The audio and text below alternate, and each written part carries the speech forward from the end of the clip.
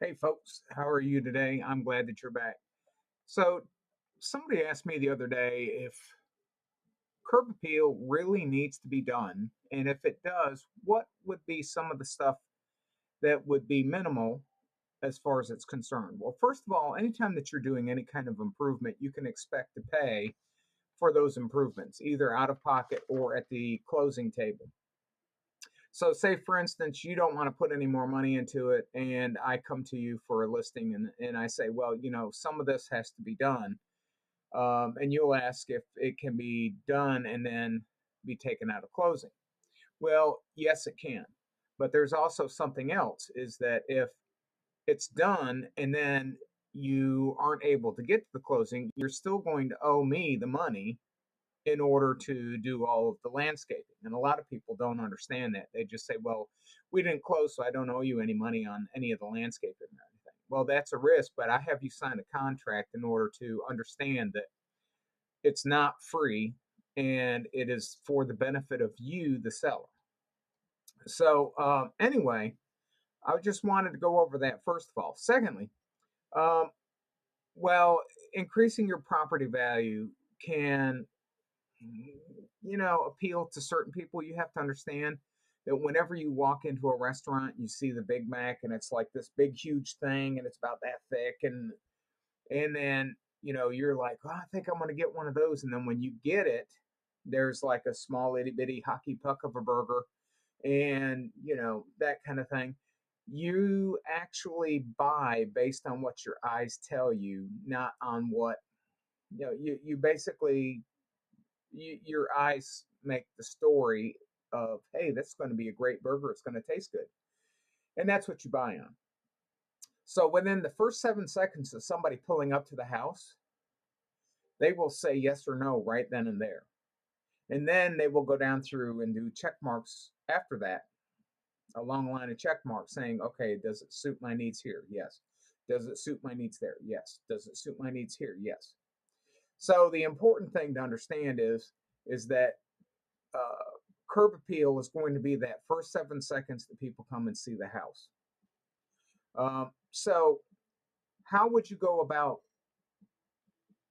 the curb appeal part of the entire thing? Well, first you have landscaping. You can go and do a little bit of landscaping, some minimal landscaping, keeping it mowed, keeping it weeded, et cetera, et cetera, et cetera. Add a couple of plants. They don't even have to be planted, but they should be potted and around, putting in shrubs and things like that. Even a small tree or small saplings can make a huge difference. And you can opt for low maintenance, or you can opt for trees that are when they go into full bloom, they are really, really pretty. Now, the thing about it is that you don't want invasive species such as bamboo or the Bradford pear in North Carolina. The Bradford pear I see all over the place because builders just went and threw up houses and then threw the Bradford pears up there. And then the Bradford pears, as they grow and mature, they split in half and then take out the garage or take out the roof or something to that effect. So you want to have a good sturdy tree, or you want to have good sturdy plants, or drought resistant plants in North Carolina, because we'll go weeks without rain and then all of a sudden we'll get a deluge, right? So it just seems like that. And you also want to have mulch in your beds, such as some people go with the rubber mulch, some people go with red mulch, some people go with other mulches. But also understand that you have to treat that mulch for termites, because termites love wood. That's right. And if you put the buffet of mulch around your house, chances are the buffet of mulch is going to attract the masses of termites who are looking for your buffet.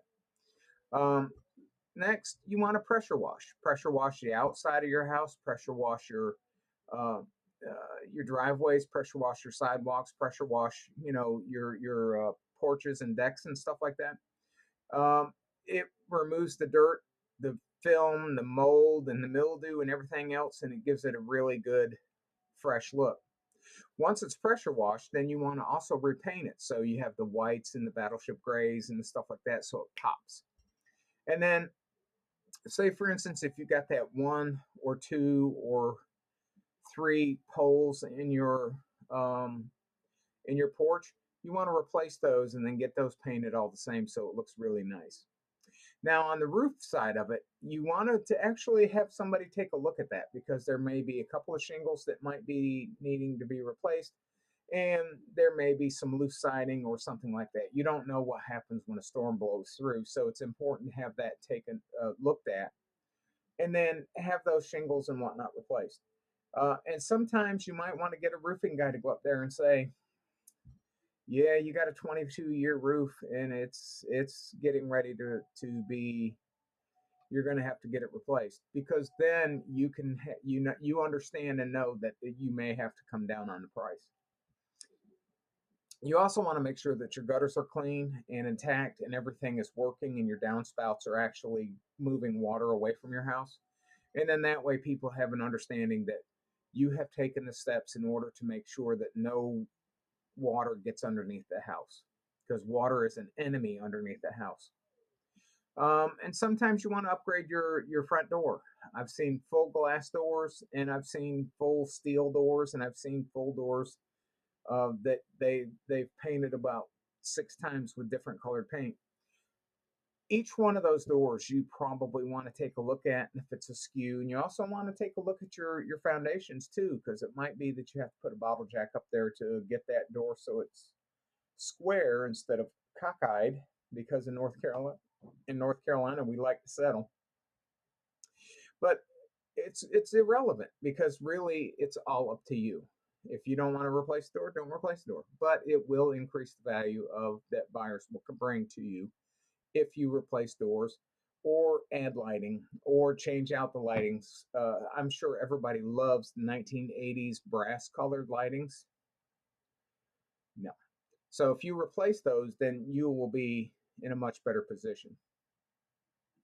And sometimes it's cool to decorate with seasonal items, such as if we're getting ready to get into the holiday season, sometimes putting a fake pumpkin or something like that around there, or staging the house with the particular holiday theme like Thanksgiving or Christmas or New Year's or something like that, gives an air of festivity to the house too. So, and people will be able to take that mental picture to them to the desk where they sign the offer to purchase.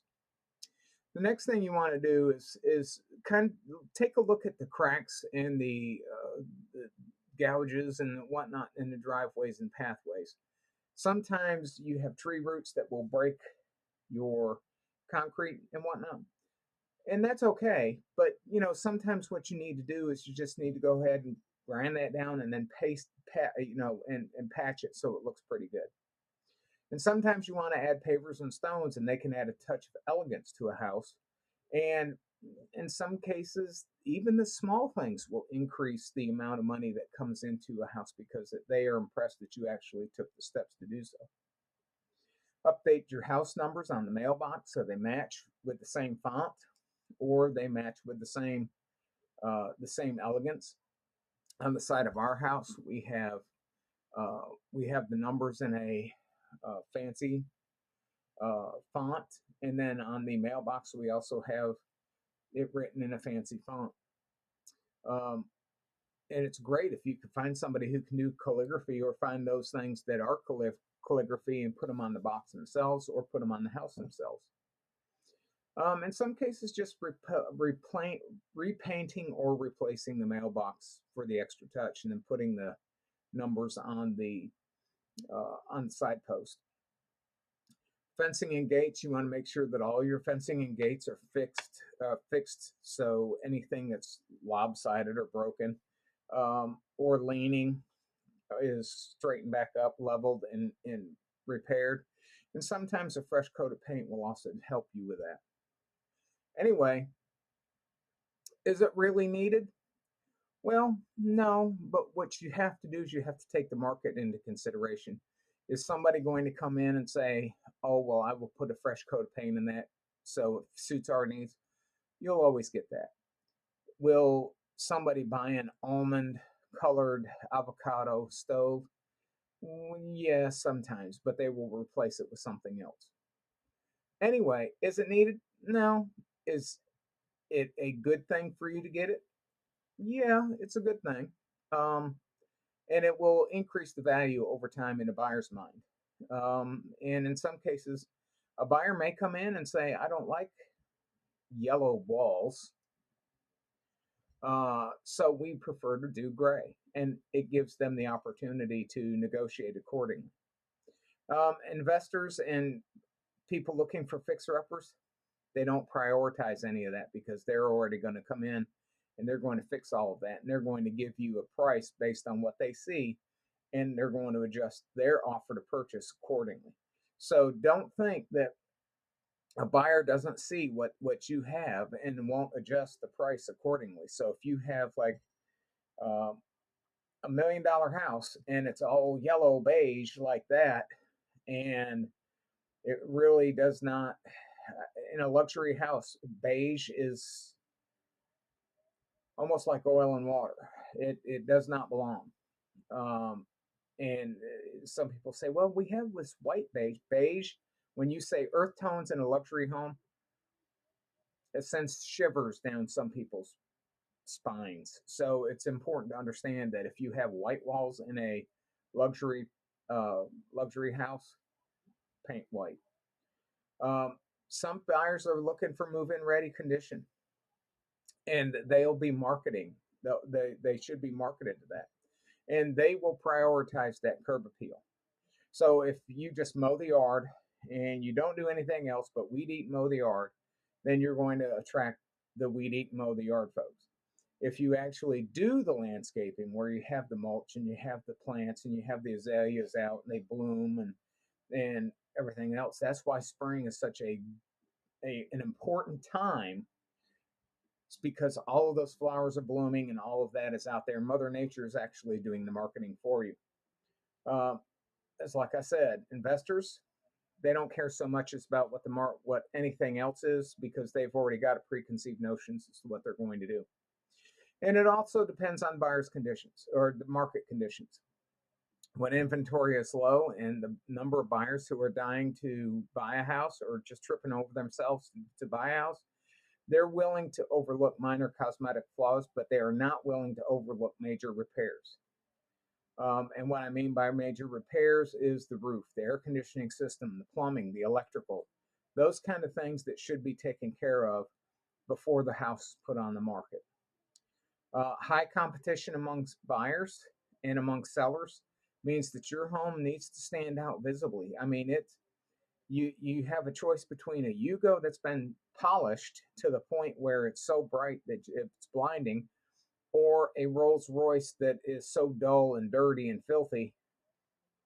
What are you going to buy? You're going to buy the newer looking vehicle. So you want to make sure that your house is that newer looking vehicle. You can have a 1940s house and you've had it completely redone, bone in, and everything else, but you still have to do a lead based paint addendum to that. You want to make sure all of your sprinkler systems and everything that you have in your landscaping is working. I went to one place and showed a house, and the sprinkler system came on, and there was 3 fountains shooting out of the yard from where there were sprinkler heads, and um, the people that they hired to mow the yard took them out. So you want to make sure all of that is taken care of. With luxury homes, you want to make sure you're well maintained and visually appealing exterior matches your interior. And your high ROIs are always going to come with basic landscaping, a new front door, a new exterior cleaning, and high yield returns relevant to their cost. The limited ROI is going to come from the costly renovations, the $200,000 renovations because there's fire damage or something else that has to be remediated. And just remember that first impressions are going to matter. It doesn't matter if it's go up for traditional real estate sale, an investor is going to buy it, it's going to auction, any of that. The price is always going to be determined on what a buyer is going to want to pay for it, not necessarily what you want to put it out there for. And always remember too that if it's under a probate sale, that you're going to have certain buyers at the probate sale, which are going to be investors and whatnot, and you're also going to have people who want to buy it to live in. And in that case, you want to make sure that for both, either side, that you're taking the best care possible, or that you have the best plan possible in order to get it sold.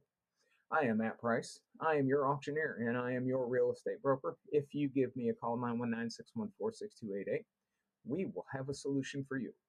Have a great day.